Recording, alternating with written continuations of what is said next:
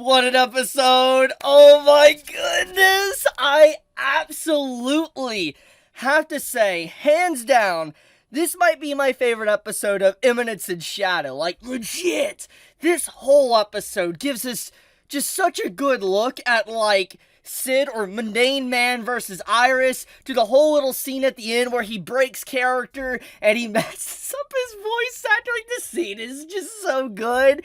I mean, this is amazing. This is an amazing episode of Eminence and Shadow. And then we have the final part of the episode where, like, he's going off against the war goddess, and it's just like, oh my goodness. Like, straight up amazing. Oh man, I love this show. I want to go on record and just say it first before I go into anything else. I love Eminence and Shadow. This is such a fun series, and I think that this very moment of this episode, like with the whole stuff with the kingdom, to the politics that are going on, to Shadow coming in and revealing himself, just everything about these certain moments throughout this episode really reveals why so many, such as myself, love this anime, and what kind of series we really are watching right now. And what really is just sad about this whole thing, though, like the one sad piece of news, is that, if I'm correct, next episode is the finale. Like, next episode is it, and we're done with Eminence and Shadow, which is just heartbreaking to think about, because, like, man, where has all these episodes gone? Like, yeah, I know that, it's 20 episodes, but it's just like, the fact that we're already at the end of Eminence and Shadow, it feels like it just started a few weeks ago. That's honestly what it feels like to me.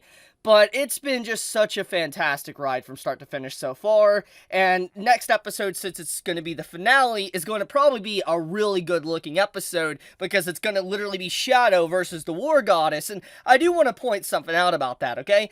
I feel like because next week is the finale, I feel like the best way to end the show is like this really kind of cinematic, like, I am atomic. Like, we know his ASMR, like, you know, how he likes to whisper it. I feel like that will be the final scene of the next episode. I could be wrong there. I'm not a light novel reader, but I feel like that would be just such a glorious way. Like, imagine, okay, just picture this in your head, okay? So, basically, imagine if Shadow, he's like, I am atomic, and you have the ending song starting to play, or the opening song starting to play over this scene, and then the whole area just gets destroyed, and then that's where the series ends, or at least season 1 of Eminence and Shadow ends. That would be fantastic. It'd be such a good way to really just leave the series off if that is indeed what happens. But, yeah, anyways, let's get into this episode, okay? Let's talk about this episode. Let's talk about what makes this episode so good, and why I think it's one of the best episodes of the series.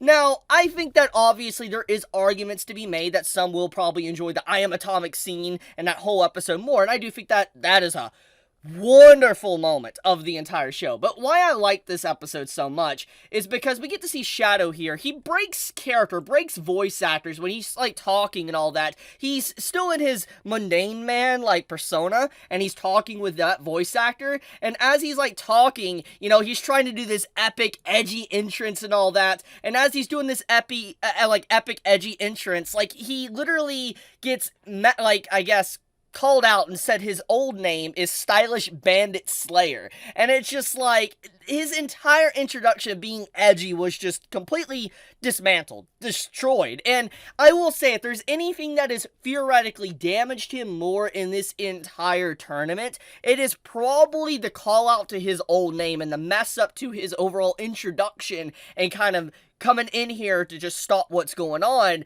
You know, that was some emotional damage that he took, and it's just, oh, I love it. I love it, because, like, when you look at it through the lens of Shadow, or Sid as a character, this entire episode, it looks like a comedy. That's what it looks like. And the series obviously is trying to be conveyed to the audience that it is. Like, through Sid's eyes and what he does and the antics he does, it's hilarious. It's legitimately, it is just hilarious, edgy, and fun action.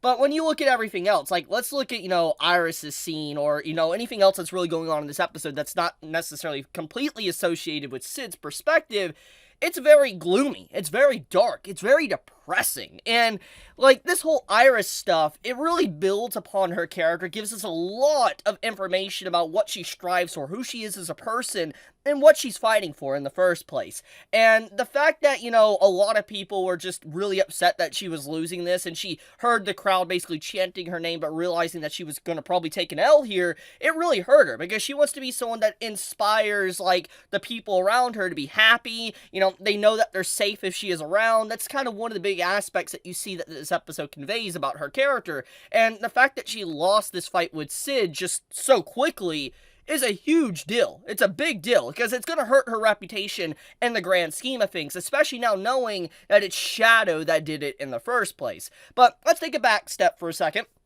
and let's actually just talk about this fight. Let's talk about what, you know, Sid/Shadow or Mundane Man did to her within this fight, which is honestly amazing. And I think that this representation of fighting, it's been done a lot in anime, but I always like this because I feel like it does, actually, I feel like a little bit of it is a little bit true. And what I mean by that is if you're a skilled warrior, I'm no swordsman, obviously, but if you're a skilled warrior and you are really good with your craft, you know what you're doing, you'll be able to sense what someone is good at. Like, you'll be able to sense at what level they're at to some degree. And I feel like because of Iris being so powerful, she's so strong, she was able to understand just how unimaginably powerful Sid is in comparison to her. And that is what really caused her to lose this. And I feel like that's a big example that we've seen throughout these fights against, like, Mundane Man versus everyone else, is that all these fighters, they don't really understand how powerful he is. They can't really see that. And the ones that sense that do have a little bit of distance, or they feel that power that he radiates, even if he does look more like an amateur than anything else.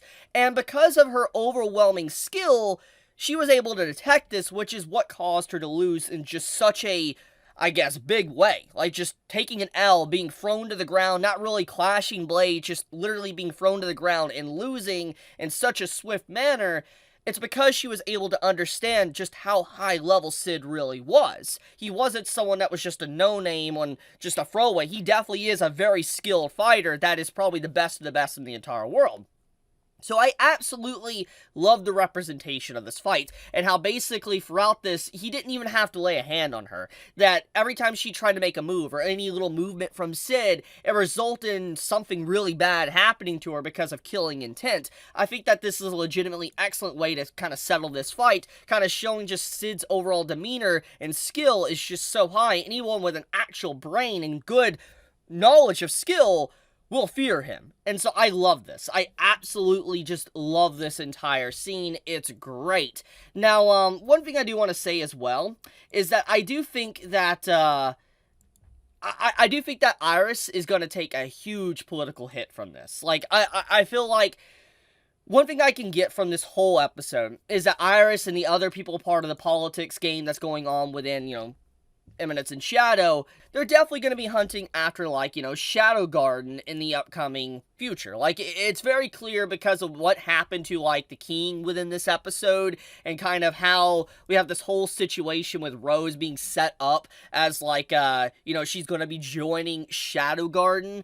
It implies that, yeah, you know, Shadow Garden is kind of responsible for all this. They're definitely not looking too good in a lot of people's eyes. They already weren't, but especially with this entire scene, it's going to definitely paint them in a more negative light than they already were. And I feel like Iris being just such, you know, showing so much disrespect to her and how she just got demolished like that by basically Shadow, it's gonna hurt her. And she's definitely gonna want to hunt him down and get rid of him because of everything. But, anyways, yeah, overall, funny episode too with some of these scenes, like, you know, stylish bandit slayer, how psycho he was. Like, bro, what? But, this is legitimately, this is a good episode. I love this episode of Eminence and Shadow, and I think many people can agree with me that this is easily one of the best episodes of the series to date, because, like I said, this entire moment really does showcase a lot about the show. For instance, like, you know, how it's very comedy-based, but then it can have serious moments as well. It's great. I love it. I absolutely love this. It is chef's kiss, so to speak, with how good this episode is. But I'll leave it at that. Thank you so much for watching. I'll see you guys next week for the finale of, you know, Eminence and Shadow. But with that, be safe, stay healthy. Chibi out.